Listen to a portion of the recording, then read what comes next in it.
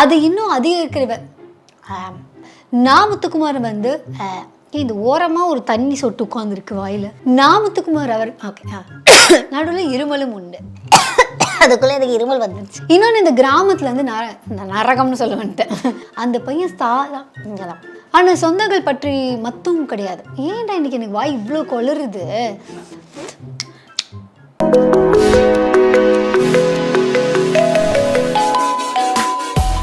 ஒரு சில புத்தகங்கள் படிக்கும்போது அந்த புக்கில் நமக்கு என்ன தெரியுது அப்படிங்கிறத தாண்டி நம்மளோட வாழ்க்கையை அப்படியே போய் எட்டி பார்த்தா ஆமாம் இல்லை இந்த மாதிரி நமக்கும் நடந்திருக்கு.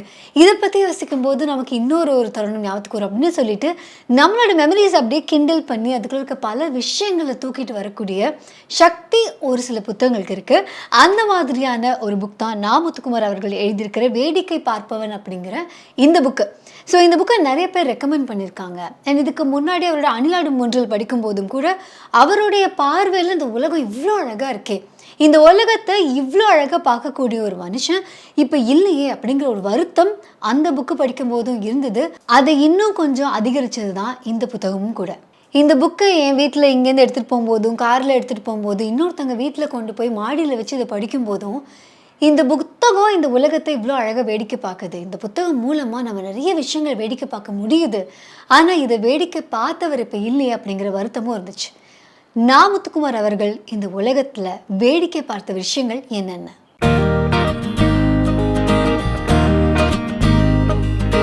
ஒரு விஷயம் எனக்கு வந்து இந்த புக்கில் படிக்கும்போது ரொம்ப ரிலேட்டபிளாக இருந்தது என்ன அப்படின்னு பார்த்தா, அவருடைய அப்பாவுக்கு இருந்த புத்தகங்கள் மீது இருந்த அந்த ஒரு தாகம் அப்படிங்கிறது.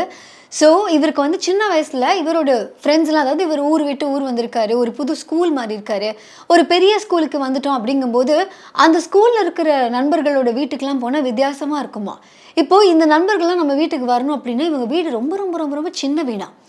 அந்த வீட்டுக்கு எப்படி நண்பர்களை கூட்டிகிட்டு வர்றதுன்னு ஒரே வருத்தம் இவருக்கு சின்ன வயசில்.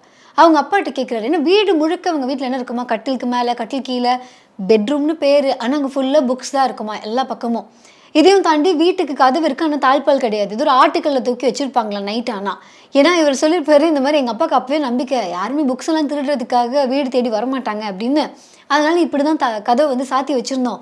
அப்போ எங்கள் அப்பா கேட்டு இந்த மாதிரி நான் கேட்கும்போது அவர் சொன்னார், அவங்கள இங்கே கூட்டிகிட்டு வா, அவங்க வீட்டுக்குள்ளேருந்து நட்சத்திரத்தை பார்க்க முடியுமா, இவங்க வீட்டில் மேலே ஓட்டு இது இருக்கும் இல்லையா, அந்த இடத்துல வந்து ஒரு சின்ன கண்ணாடி வச்சு அதோட வெளிச்சம் வர மாதிரி இருக்கும் இல்லையா, அந்த வழியாக வந்து வானத்தை பார்க்க முடியும். அதனால உன்னோட ஸ்கூலில் படிக்கிற பசங்களை நைட்டு பொழுதில் வந்து வீட்டுக்கு கூட்டிகிட்டு வா, படுத்துக்கிட்டே வீட்டுக்குள்ளேருந்து நட்சத்திரத்தை பார்க்கலாம் அப்படிங்கிறது அவங்களுக்கு ஒரு பெரிய அனுபவமாக இருக்கும் அப்படின்னு அவர் சொன்னாராம். இதையும் தாண்டி ஒரு சம்மர் ஹாலிடே அப்படின்னா ஒவ்வொருத்தவங்க இப்போல்லாம் வந்து ஒரு சம்மர் கேம்புக்கு போகணும், ஒரு புது அனுபவம் எப்படியாவது நம்ம குழந்தைக்கு கிடைக்கணும். ஏன்னா நமக்கு தெரியுது ஒரு டிவிக்குள்ளேயோ இல்லை வந்து ஒரு ஃபோனுக்குள்ளேயோ நம்மளோட வாழ்க்கை அப்படி போய்கிட்டே இருக்குது. இதே மாதிரி அடுத்த ஜென்ரேஷனோ நம்ம குழந்தைங்களும் இருக்கக்கூடாது அப்படிங்கிற ஒரு ஏக்கம் எல்லாருக்குமே உண்டு. அதுக்கு என்ன பண்ணுறதுன்னு தெரியாமல் ஒரு சம்மர் கேம்ப், இது அது painting camp, பாட்ரி camp, speaking English, அந்த மாதிரி ஸ்போக்கன் இங்கிலீஷ், இந்த மாதிரி நிறைய கேம்ப்ஸ் எல்லாம் வச்சுருக்காங்க. ஸோ இதெல்லாம் போய் சேர்த்து விட்டுடலாம் அப்படிங்கிற மாதிரி அதுக்கும் ஆர்வம் உண்டு. இவரோட அப்பா என்ன பண்ணாராம், இவருக்கு வந்து ஒரு 10 புத்தகங்கள் கொடுத்தாராம். இந்த சம்மர் ஹாலிடேஸில் இந்த 10 புத்தகங்கள் படிங்க அப்படின்னு சொல்லிட்டு இந்த 10 புக்கோட ரெக்கமெண்டேஷன்ஸ் இவர் கொடுத்துருக்காரு. ஸோ அது மூலமாக இவர் வந்து அவருடைய அப்பாவுடைய கொள்கைகள் என்ன அப்படிங்கிறதும் தெரிய வருது, அவர் உலகத்தை பார்க்குற விதம் என்னங்கிறது புரிய வருது. ஸோ இது மூலமாக தான் ஒரு புத்தகம் படிக்க ஆரம்பிச்சிருக்காரு. ஸோ அந்த புத்தகம் படிக்கிற ஆர்வம் எப்படிங்க என் குழந்தை கொண்டு வருது, எப்படிங்க குழந்தை கொண்டு வருது அப்படின்னா, ஒரு அப்பா தன்னுடைய வீட்டில் எந்த ஒரு பெரும் வசதிகளும் இல்லாத பொழுதுல கூட அத்தனை புத்தகங்கள் வாங்கி வச்சிருக்காரு, அதை படிச்சிருக்காரு. சிறந்த புத்தகம் எதுவாக இருக்கும்னு அவருக்கு தெரிஞ்சிருக்கு. அதை தன்னோட குழந்தைக்கு சஜஸ்ட் பண்ண முடிகிற நிலைமையில் அவர் இருந்திருக்காரு. இத்தனை வசதிகளும் செய்து கொடுக்கும்போது அந்த பையன் தானாகவே புத்தகம் படிக்கிறது அப்படிங்கிறத ஒரு இயல்பாகவே கொண்டு வர அளவுக்கு அது ரொம்ப ஹெல்ப்ஃபுல்லாக இருந்திருக்கு. ஒருவேளை உங்களோட குழந்தைங்க நிறைய புத்தகங்கள் படிக்கணும் அப்படின்னு நீங்கள் ஆசைப்பட்டீங்க, உங்களை சுற்றி இருக்கவங்க அதிகமாக புக்கு படிக்கணும்னு ஆசைப்பட்டீங்க அப்படின்னா அவங்கள புக்கு படிக்க வைக்கிறதில்ல நம்மளோட வேலை. நம்ம படிக்கணும், படித்ததை பகிரணும். அதுக்கு அவருடைய அப்பா ஒரு சிறந்த எக்ஸாம்பிளாக இருக்கார். அணிலாடும் ஒன்றில் அவருடைய சொந்தக்காரங்களை பற்றி எழுதியிருப்பார். ஜென்ரலாக சொந்தக்காரங்கன்னா இப்படி இருப்பாங்க இல்லையா, அவங்கள பற்றி அழகழகான விஷயங்கள்லாம் அவர் எழுதியிருப்பார். அவங்க அந்த தெருவில் இருக்கிற அக்கா முதற்கொண்டு அத்தனை பேரை பற்றி எழுதியிருப்பார். இதில் அவருடைய சினிமா அனுபவம் இருக்குது. அவர் வந்து முதலாக ஒரு சில எழுத்தாளர்களை சந்தித்த அனுபவங்கள் இருக்குது. அது எப்படி வந்து அவங்கள மீட் பண்ணார், அப்புறம் இவருடைய கவிதைகள் எங்கேருந்து ஆரம்பித்தது, திரைப்படங்கள் எப்படி பார்க்க ஆரம்பித்தார் அப்படின்னு ஒவ்வொரு விஷயமும் இவர் எழுதிக்கிட்டே வராரு. ஆரம்பத்தில் அப்பாவை பற்றி எழுதியிருக்காரு, தன்னுடைய மகனை பற்றி அவ்வளோ எழுதியிருக்காரு. கொஞ்சம் இந்த மேஜிக்கல் ரியலிசம்லாம் வருது. அதாவது எப்படின்னா ரியாலிட்டி இருக்கும், அது கூட கொஞ்சம் மேஜிக்கும் இருக்கும். அதாவது இவர் வந்து குழந்தையோட செஸ் விளையாண்டுட்டு இருப்பார் இவரோட பையனோட. அப்போ ஒரு சிப்பாயை வந்து வெட்டலாம், ஒரு சோல்ஜரை வெட்டலாம் அப்படின்லாம் போகும்போது டக்குன்னு என்ன ஆகும்னா இவருடைய மூதாதையர் ஒருத்தர்னு சொல்லி, நானும் தாண்டா இந்த மாதிரி சோல்ஜராக இருந்திருக்கேன், பொசுக்குன்னு நீ வெட்ட போறியே அப்படின்னு அவங்களோட மூதாதையர்கள் வந்து சொன்னதாகவும், இவர் வந்து அந்த சோல்ஜரை வெட்டாமல் போனதாகவும் இந்த மாதிரியான பதிவுகள் அங்கங்கே. அதுக்கப்புறம் இவரோட பையனோட ஓடி பிடிச்சி விளையாடும் போதும் மறைஞ்சு விளையாடும் போதும் கட்டில்கடில் போய் நான் வந்து ஒழிஞ்சிக்கிட்டேன். அந்த கட்டில்கடில் வந்து அவ்வளோ தூசி வந்து போர்வை மாதிரி என் மேலே படிஞ்சிருந்தது. அதுக்கு நடுவில் எப்போவோ யாரோ வாங்கி வச்சுருந்த ஒரு பொருள் இருக்கும். அது வந்து நம்மளோட வீட்டுடைய ரொம்ப பழமையான பொருள் அப்படிங்கிறதுக்காக அது இருக்கும். மற்றபடி அந்த பொருளுக்கும் நமக்கு சம்மந்தமே இருக்காத அளவுக்கு இருக்கும். அதனால என் வீட்டுக்குள்ளேயே இன்னொரு வீட்டை நான் அந்த கட்டில் பார்த்தேன் அப்படின்னு சொல்லிட்டு இவர் வெளியில் வரலாம்னு நினைக்கும் போது இவரோட அப்பா வந்து தடுத்து நிறுத்துவார். இருடா அவன் வருவான், தும்மிடாதடா, தும்முனா வந்து தூசிக்கு தும்மிட்டேன்னா என் பேரப்பையன் வந்து கண்டுபிடிச்சிருவான்டா அப்படின்னு இவர் பக்கத்துலேயே இருந்து தன்னுடைய அப்பா பேசினதாகவும் எழுதியிருப்பார். ஒருவேளை இது இப்படியும் சொல்லலாம், அதாவது நிகழ்ந்தது ஒன்று, அந்த இடத்துல எதுவும் நிகழ்ந்திருக்க கூடாதா அப்படின்னு இவர் ஆசைப்பட்டதும் சேர்த்து இதில் எழுதியிருக்காரு அப்படின்னு சொல்லலாம். அவர் அம்மா இறந்ததை பற்றி அணிலாடு ஒன்றிலையும் வந்து எழுதியிருப்பாரு, இதுலேயும் வந்து எழுதியிருக்காரு. அதாவது ஸ்கூலில் இருக்காரு, ஒரு பர்டிகுலர் பீரியட் இதுக்கப்புறம் தான் நடக்க போகுது, அதில் இருக்கிற ஹோம் ஒர்க்கை இவர் இன்னும் முடிக்கல. அப்போ வந்து ஊர்லேருந்து ஒருத்தவங்க வந்து சொல்கிறாங்க, ஸ்கூலுக்கே வந்து சொல்கிறாங்க, இவங்க அம்மா இறந்துட்டாங்கடா வான்னு. இவருக்கு பயங்கர சந்தோஷம்.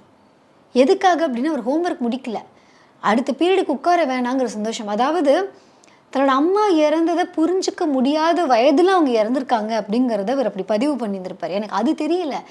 அடுத்தது நமக்கு வந்து ஹோம்ஒர்க் எழுதுறதுக்கான ஹோம்ஒர்க் எழுதுகிற நம்ம அந்த பீரியட் வரப்போகிறதுல இந்த மிஸ்ஸுக்கிட்ட நம்ம தப்பிச்சிட்டோம். அது மட்டும்தான் அவர் மண்டையில் ஓடிக்கிட்டு இருந்தாவும் அது வந்து அவர் எழுதியிருக்காரு. வறுமையை பற்றி ஒரு இதில் எழுதியிருந்தார். என்னென்னா இவங்க எல்லோரும் வந்து ஸ்கூலுக்கு போகிறதுக்கு ஒரு மாட்டு வண்டியில் ஸ்கூலுக்கு போவாங்களாம். அந்த மாட்டு வண்டி அந்த ஸ்கூலுக்கு சொந்தமானது. ஸோ அதில் வந்து இவங்க குழந்தைங்க எல்லாத்தையும் பிக்கப் பண்ணிவிட்டு போவாங்களாம். அப்போ இந்த மாட்டு வண்டிக்காரர் ஒரு புதுசாக ஒருத்தர் வர ஆரம்பிச்சிட்டார். அவர் வந்துன்னு என்ன பண்ணுவாராம், இவங்க ஸ்கூலுக்கு போகிற வழியில் ஒரு இடத்துல நிறுத்தி எல்லாருக்கிட்டேருந்தும் சரி நான் உங்கள் எல்லாரோட ஃபுட்டையும் டேஸ்ட் பண்ண போகிறேன் அப்படின்னு சொல்லிட்டு டெய்லியும் ஒரு பர்டிகுலர் இடத்துல நிறுத்தி இவங்க எல்லாரோட சாப்பாடுலேருந்தும் கொஞ்சம் கொஞ்சமாக எடுத்து சாப்பிட்டுட்டு இது நல்லா இருந்ததா, அது நல்லா இருந்ததா, இது இன்னும் கொஞ்சம் வைக்க சொல்லு, இந்த மாதிரிலாம் சொல்லிவிட்டு கொண்டு போய் ட்ராப் பண்ணிடுவாராம். இது டெய்லியும் நடந்துட்டு இருந்திருக்கு. ஒரு நாள் என்ன ஆயிடுச்சு, இவருக்கு பிடிச்ச மீன் குழம்பு, வறுத்த மீன் இதெல்லாம் வந்து டிஃபன் பாக்ஸில் போட்டு கொடுத்துருக்காங்க இவங்க வீட்டில். இவருக்கு அப்படியே அந்த போகிற வழி ஃபுல்லாக கற்பனை, ஃபுல்லாக அதை சாப்பிட்ற கற்பனை. ஆஹா, லஞ்ச் பீரியடில் மீன் குழம்பு கிடைக்க போகுது, வறுத்த மீன் கிடைக்க போகுது அப்படின்னு சொல்லி ஆர்வமாக அந்த மாட்டு வண்டியில் ஏறி ஸ்கூலுக்கு போயிட்டுருக்காரு. வழக்கம் போல் மாட்டு வண்டிக்காரரை நிறுத்திட்டு அவர் ஓப்பன் பண்ண முதல் டிஃபன் பாக்ஸே இவரோட இது தான். திறந்து பார்த்தா மீன் குழம்பு, வறுத்த மீன்லாம் இருந்தோடனே அவர் முழுசாக காலி பண்ணிட்டாராம். முழுசாக சாப்பிட்டு முடிச்சுட்டு அவர் சொன்னாராம், நீங்கள் எல்லோரும் ஷேர் பண்ணி குமாருக்கும் கொடுத்துடணும் அப்படின்னு சொல்லிட்டு அவர் விட்டுட்டாராம். இவருக்கு அவ்வளவுக்கும் எப்படி இந்த மனுஷன் நமக்கு ஒரு பீஸை கூட வைக்கலை அப்படின்னு அந்த கோவத்தில் ஸ்கூல் மாஸ்டர்கிட்ட சொல்லிட்டார், இந்த மாதிரி உங்கள் மாட்டு வண்டிக்காரன். அடுத்த நாள்லேருந்து அந்த மாட்டு வண்டிக்காரர் வரல, புதுசாக ஒரு மாட்டு வண்டிக்காரர் வர ஆரம்பிச்சிட்டார். ரொம்ப வருஷம் கழித்து ஒரு தியேட்டரில் படம் பார்க்க போயிருந்தபோது அங்கே எங்கேயோ இந்த மாட்டு வண்டிக்காரர் மாதிரியே இருக்கே அப்படின்னு இவருக்கு ஒரு யோசிச்சுட்டு கொஞ்ச நேரம் கழித்து அண்ணா அப்படின்னு சொல்லி கூப்பிட்டு பேசியிருக்கார். பேசிட்டு என்னை யாருன்னு தெரியுதா அப்படின்னே அவர் வந்து தெரியலையே, நான் ரொம்ப சின்ன பையனாக பார்த்துருப்பார்ல, தெரியலையேப்பா அப்படின்னே நான் சாரி அண்ணா என்னை மன்னிச்சிடுங்க, நான் வந்து தெரியாமல் நீங்கள் சாப்பிட்டது அப்போ ஒரு கோவத்தில் நான் வந்து ஸ்கூலில் சொல்லிட்டேன், என்னால் உங்களுக்கு வேலை போயிடுச்சு அப்படின்னு. அவர் உடனே சொன்னார், சாரிப்பா நான் தான் உங்ககிட்ட மன்னிப்பு கேட்கணும், படிக்கிற குழந்தைங்கிட்ட இருந்து பிடுங்கி நான் சாப்பிட்டு இருந்தது வந்து என்னதான் இருந்தாலும் தப்பு தான். என்னென்னா எங்கள் வீட்டில் பயங்கர வறுமை, ஒரு 6 பேருக்கு நான் வந்து சம்பாதிச்சு சாப்பாடு போட வேண்டியது இருந்தது. நான் சாப்பிட்ட ஒரு வேளை சாப்பாடு உங்ககிட்ட இருந்து வாங்கி சாப்பிட்ட சாப்பாடு தான்.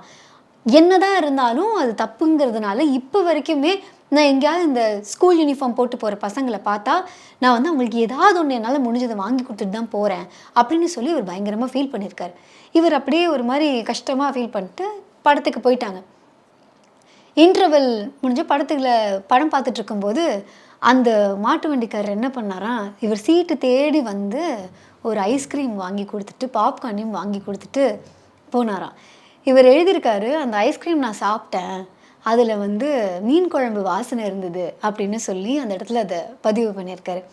இதே மாதிரி இவருடைய வாழ்க்கையில் இவர் பார்த்த இன்னொரு நபரை வந்து சினிமா துறையில் இருக்கும்போதும் ஏதோ ஒரு முதலாக ஒரு படத்துக்கு இவர் வந்து அசிஸ்டன்ட் டைரக்டராக வந்து வேலை பார்க்குறாரு. அப்படி வேலை பார்க்கும்போது ஒரு நபர் வராரு. அவர் வந்துட்டு ரொம்ப வறுமையில் இருக்க மாதிரி இருக்கிறார். அவர் வந்து இந்த மாதிரி இங்கே ஏதாவது ஒரு சினிமா சான்ஸ் இருந்தால் சொல்லுங்களேன், ஒரு வாய்ப்பு இருந்தால் சொல்லுங்களேன், நீங்கள் ஆஃபீஸில் வந்து பாருங்கள், டேரக்டர் தேவைப்பட்டுச்சுன்னா எடுத்துப்பாரு அப்படின்னா. இல்லைங்க, ஒரு 2-3 நாளாக சுத்தமாக சாப்பிடலை, அதனால எனக்கு ஒரு சான்ஸ் வாங்கி கொடுத்தீங்கன்னா நடிச்சுட்டு சாப்பிட்ருவேன் அப்படின்னா. இவருக்கு வந்து என்னென்னா, சரி காசு வேணால் தரேன், இல்லை ப்ரொடக்ஷனில் சொல்லி சாப்பாடு கூட வாங்கி தரேன், நடிக்கிறதுக்கு எப்படி டக்குன்னு கிடைக்குன்னா அவர் வந்து இல்லை ஓசிலெல்லாம் வேணாம், வாய்ப்பு கொடுங்க, இது பண்ணிடுறாரு. அப்புறம் இவரும் வந்து டேரக்டருக்கெலாம் பேசி இவருக்காக வந்து ஒரு சின்ன ஒரு ரோல் ஒரே ஒரு ஷாட்டுக்கெல்லாம் ரெடி பண்ணி இவர் வந்து நடிக்க வச்சிடறான் அப்படின்னு சொல்லி பிளான் பண்ணியிருக்காரு. பார்த்தா அத்தனை டேக்கு போகுதான், அவருக்கு வரவே இல்லை. ஒரு சின்ன டயலாக் அவருக்கு வரவே இல்லை. இத்தனை தடவை ட்ரை பண்ணிட்டு அவர் என்ன பண்ணாராம், அப்படியே கண் கலங்கிட்டு அந்த இடத்த விட்டு போயிட்டாராம். அப்புறம் இவர் போய் சொன்னார், ஏங்க அதை நீங்கள் நடிச்சிருந்தீங்கன்னா சாப்பாடு கிடச்சிருக்கும்ல, ஏதாவது ஒன்று பண்ணியிருந்துருக்கலாம்ல அப்படின்னா. அப்போ அவர் சொன்னாராம், இல்லைங்க, சினிமாவுக்கு பூஜை போடுற மாதிரி ஒரு ஷாட் வச்சுருக்கீங்க, அங்கே அவ்வளவு சாப்பிட்றதுக்கான பழங்கள் உணவுகள் எல்லாமே அங்கே இருக்குது, அது பார்த்துட்டு இருந்தேன் நான், அதுக்கு மேலே மண்ணெண்ணெயை ஊற்றிட்டீங்க, எனக்கு வந்து அதை பார்த்ததுக்கப்புறம் எனக்கு அங்கே நடிக்கவே முடியல. அப்புறம் தான் வந்து நாமத்துக்குமார் அவர்கள் வந்து எக்ஸ்பிளைன் பண்ணியிருக்காங்க. இப்போது உணவு பண்டங்கள் வச்சு ஷூட் பண்ணும்போது யாரும் எடுத்து சாப்பிட்டாங்கன்னா கண்டினியூட்டி ப்ராப்ளம் வரும் அப்படிங்கிறதுனால மேலே மண்ணெண்ணெயை ஊற்றி வைப்பாங்களாம். ஸோ இவங்க அந்த மண்ணெண்ணெய் ஊற்றி வச்சது எதுக்குன்னா யாரும் அந்த பழங்களை எடுத்து சாப்பிடக்கூடாது அப்படிங்கிறதுக்காக.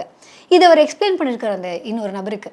அப்போ அவர் சொல்லியிருக்காரு, இருக்கட்டுங்க, ஆனால் 2-3 நாள் எங்கள் குடும்பத்தில் யாருமே சாப்பிடல, கண்ணு முன்னாடி இத்தனை சாப்பாடு இருந்து சாப்பிட முடியலங்கிற வருத்தத்தை தாண்டி அத்தனையும் வீணாக போகிறத பார்த்துட்டு என்னால் அங்கே நிற்கவே முடியல அப்படின்னு அவர் கண் கலங்கிட்டு போனார் அப்படின்னு சொல்லி, இப்போ வரைக்கும் அந்த விஷயம் இவர் எப்படி பாதிக்குது அப்படிங்கிறத தான் அவர் எழுதியிருக்காரு. இந்த புத்தகம் எழுதுகிற வரைக்குமே அவரை பாதித்த விஷயங்கள் இது இருந்தது. ஒரு வறுமை ஒரு மனுஷனை வந்து எப்படியெல்லாம் யோசிக்க வைக்குது, அந்த எந்தெந்த மூலமாக நமக்கு வந்து ஒரு பாடம் கற்பிக்குது அப்படிங்கிற மாதிரி அதை பற்றியும் அவர் எழுதியிருந்தார்.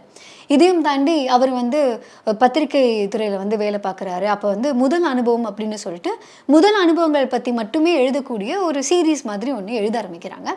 அப்போ வந்து இவருக்கு என்ன, செலிபிரிட்டிஸை இன்டர்வியூ பண்ணணும், அவங்ககிட்ட வெறும்னா அவங்களோட முதல் அனுபவம் ஏதாவது ஒரு விஷயம். இப்போ ஒரு சினிமாட்டோகிராஃபராக இருந்தாலும் முதல் ஃப்ரேம் வச்சுருப்பீங்க இல்லையா, அது எப்படி இருந்தது, ஒரு ஆக்டராக இருந்தாலும் முதல் படம் எப்படி இருந்தது, இல்லை ஒரு ஸ்டண்ட் மாஸ்டர் அவங்களோட முதல் ஃபைட் எப்படி இருந்தது, இந்த மாதிரி அவங்களுடைய முதல் அனுபவங்களை எடுக்கணுமா. அப்போ ஒரு இயக்குனர் பயங்கரமாக பிரபலமாய் முதல் படம் பயங்கர வெற்றி, அடுத்த படத்துக்கு வந்து டிஸ்கஷன் போய்கிட்டு இருக்கு. அவரோட வீட்டுக்கு போயிட்டாராம். 6 மணிக்கு காலையில் போயாச்சு. அந்த இயக்குனருடைய அம்மா வந்து வெளியில் வந்து, தம்பி வெயிட் பண்ணுங்க, இன்னும் பையன் எந்திரிக்கலை, எந்திரிச்சதுக்கப்புறமா நீங்கள் இன்டர்வியூ தொடங்கலாம் அப்படின்னு சொன்னாங்க. 6:30 மணிக்கு பையன் எந்திரிச்சு வந்துட்டாராம்.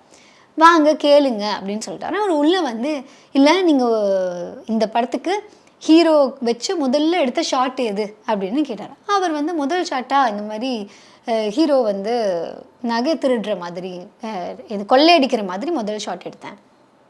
சூப்பர் சார், தேங்க்யூ, இன்டர்வியூ முடிஞ்சது, நான் கிளம்புறேன் அப்படின்னாராம். 6:30 மணிக்கு வந்த ஒரு மனுஷன் இப்படி ஒரே கேள்வி கேட்டு எப்படி போகலாம்.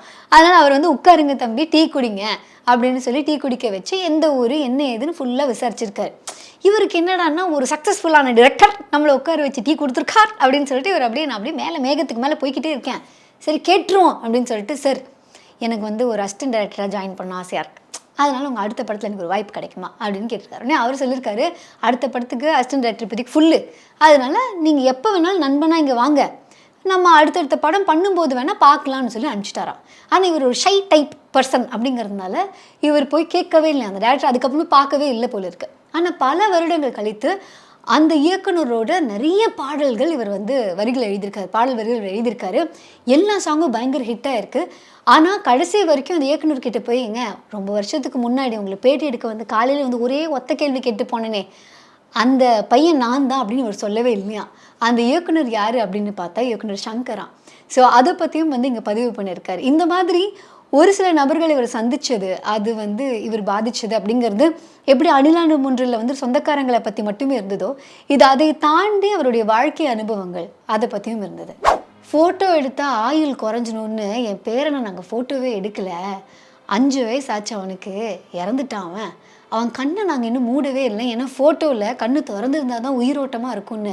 அதை ஒரே ஒரு ஃபோட்டோ மட்டும் எடுத்து கொடுப்பா என்னோட பேரனை அப்படின்னு சொல்லி அவர் கேட்டாராம். பாலுமகேந்திரா வந்து கேட்டாராம், ஏன்பா உன்னை நான் காலையிலே வர சொன்னேனே, நான் ஏன் நல்லவன் இல்லை என்பதற்கான 3 குறிப்புகள். 1, நான் கவிதை எழுதுகிறேன். 2, அதை கிழிக்காமல் இருக்கிறேன். 3, உங்களிடம் படிக்க கொடுக்கிறேன். காம்படிஷனில் அதனால சூப்பராகவே கவிதை சொன்னாலுமே கைத்தட்டவே மாட்டாங்களே. ஏன்னா அந்த காம்படிஷனை பார்க்க வரவங்க எல்லாருமே கவிதை எழுத வரவங்க. நம்ம ஊர்லலாம் திருடன் போலீஸ் விளையாடுவோம்ல, அப்போ திருடன் போலீஸ் எதிரி, போலீஸ்க்கு திருடன் எதிரி தானே. எங்கடா இவங்க 2 பேர் மாற்றி மாற்றி அடிச்சுக்கிறாங்க அப்படின்னு புது உலகத்தையே நான் பார்த்தேன் அப்படின்னு எழுதியிருக்காரு. கவிதைக்காகவும் இலக்கியத்துக்காகவும் வார்த்தைகளுக்காகவும் புத்தகங்களுக்காகவும் நல்ல படங்களுடைய பரிந்துரைகளுக்காகவும் எத்தனை நபர்களை மீட் பண்ணியிருக்காங்க. அவங்களோடய இருந்த அந்த ஒரு தருணங்கள்லாம் எப்படி இருந்தது அப்படிங்கிறத இந்த புக்கில் வந்து சூப்பராக எழுதியிருக்காங்க. ஸோ நிறைய புக் ரெக்கமெண்டேஷன்ஸ் இருக்குது, நிறையா மூவி ரெக்கமெண்டேஷன்ஸ் இருக்குது, நிறைய கவிதைகள் நிரம்பி இருக்குது. இது எல்லாத்தையும் தாண்டி முத்துக்குமார் வேடிக்கை பார்த்த அழகான கவித்துவமான நினைவுகள் இந்த புக்கில் வந்து நிரம்பி இருக்குது. ஸோ அவர் இல்லைங்கிறது வந்து மறுபடியும் எப்போ படிக்கும்போதும் அந்த ஒவ்வொரு சாப்டரில் ஏதாவது ஒரு நல்ல மொமெண்ட் இருக்கும்போதும் உறுத்தும். நல்லா இருக்கே, ஆனால் அவர் இப்போ இல்லையே அப்படிங்கிற மாதிரியான ஒரு ஃபீலிங் மிக்ஸ்டாக வந்துட்டு போன ஒரு அனுபவம் தான் இந்த புக்கு ஃபுல்லாக இருந்தது. அதனால் வேடிக்கை பார்ப்பவனை நீங்கள் வாங்கி படிக்கணும் அப்படின்னு ஆசைப்பட்டீங்கன்னா அந்த புக்கு வாங்கி படிக்கிறதுக்கான லிங்க் கீழே இருக்குது. இந்த வீடியோ உங்களுக்கு பிடிச்சிருந்தது அப்படின்னா லைக் பண்ணுங்கள். முத்துக்குமாரோடைய வரிகளில் உங்களுக்கு பிடிச்ச வரிகளை கமெண்ட் பண்ணுங்கள்.